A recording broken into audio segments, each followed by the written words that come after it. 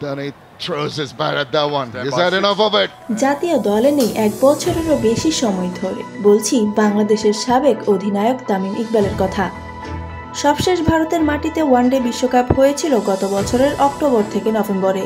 এর আগেই তিনি জাতীয় দলের স্কোয়াড থেকে নিজেকে সরিয়ে নেন, যা নিয়ে কম নাটকীয়তা হয়নি।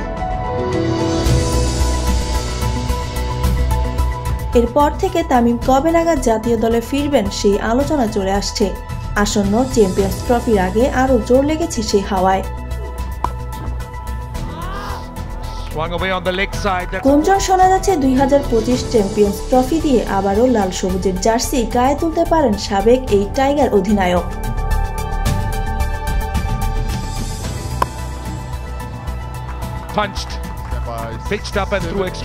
কিন্তু তিনি নিজে তো এ নিয়ে কোনো মন্তব্যই করেনি।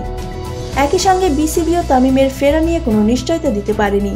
এরই মাঝে চাঞ্চল্যকর একটি মন্তব্য শোনা গেল দেশসেরা এই ওপেনারের কণ্ঠে।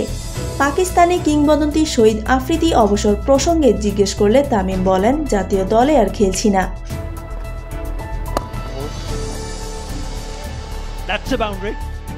পাকিস্তানের সাবেক তারকা অলরাউন্ডার নিজের ইউটিউবে ব্লগ প্রকাশ করে আসছেন আগে থেকেই। তেমনই একটি ভিডিও দিয়েছেন গতকাল রাতে, যেখানে আফগানিস্তানের অলরাউন্ডার মোহাম্মদ নবীর সঙ্গে আফ্রিদিকে নৈশভোজ করতে দেখা যায়। পাশে বসেছিলেন তামিম এবং শাহিন আফ্রিদিও। খাওয়ার ফাঁকে ফাঁকে বিভিন্ন বিষয় নিয়ে কথা বলেন তামিম, আফ্রিদি ও নবীরা। তারই মাঝে আফ্রিদি তামিমের কাছে জানতে চান, তামিম তুমি কি পুরোপুরি অবসর নিয়ে ফেললে? আন্তর্জাতিক কেরিয়ার কি শেষ? পাশে চেয়ারে বসে ব্যাট নাড়াচাড়া করছিলেন তামিম।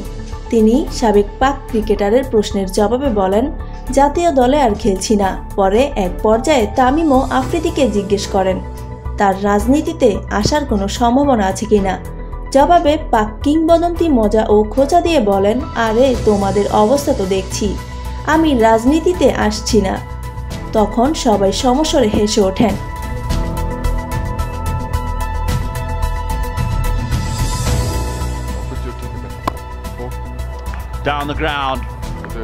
চলমান বিপিএলে তামিমের নেতৃত্বে ফরচুন বরিশালে খেলছেন নবী ও শাহিন আফ্রিদিরা।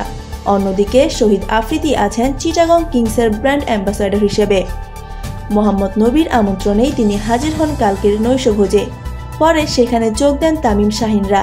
ভিডিওতে আফ্রিদিকে নবীর অবসর প্রসঙ্গেও জানতে চাওয়া হয়।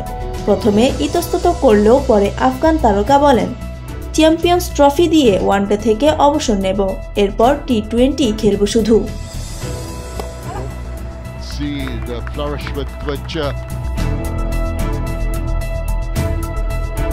তবে এ নিয়ে আপত্তি জানান আফ্রিদি।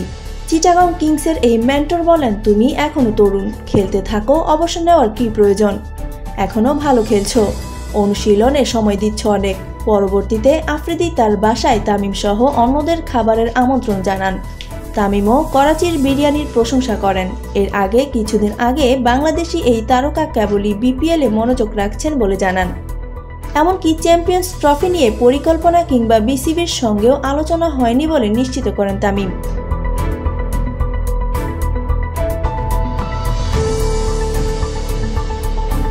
প্রসঙ্গত, আগামী 19 ফেব্রুয়ারি থেকে পাকিস্তানে পর্দা উঠবে আইসিসি চ্যাম্পিয়ন্স ট্রফির। ভারতের ম্যাচগুলো হবে হাইব্রিড মডেলে দুবাইয়ের মাটিতে। টুর্নামেন্টের দ্বিতীয় দিন দুবাইয়ের ভারতের বিপক্ষে ম্যাচ দিয়ে টাইগাররা মাঠে নামবে। গ্রুপেতে বাংলাদেশের সঙ্গে ভারত, নিউজিল্যান্ড ও পাকিস্তান।